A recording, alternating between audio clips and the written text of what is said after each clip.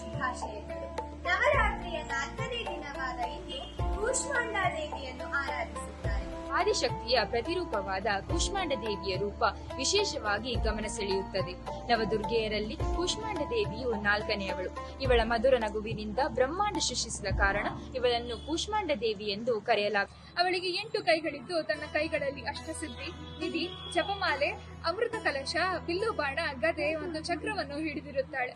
ನವರಾತ್ರಿಯ 4ನೇ ದಿನದಂದು ಕೂಷ್ಮಾಂಡ ದೇವಿಯನ್ನು ಪೂಜಿಸುತ್ತಾ ಸರ್ವ ಸಂಪತ್ತು, ಐಶ್ವರ್ಯ ಹಾಗೂ ಶಕ್ತಿಯನ್ನು ಗಳಿಸಿಕೊಳ್ಳಬಹುದು ಎಂದು ನಂಬಲಾಗಿದೆ. ಎಲ್ಲರಿಗೂ ನವರಾತ್ರಿಯ ಶುಭಾಶಯಗಳು.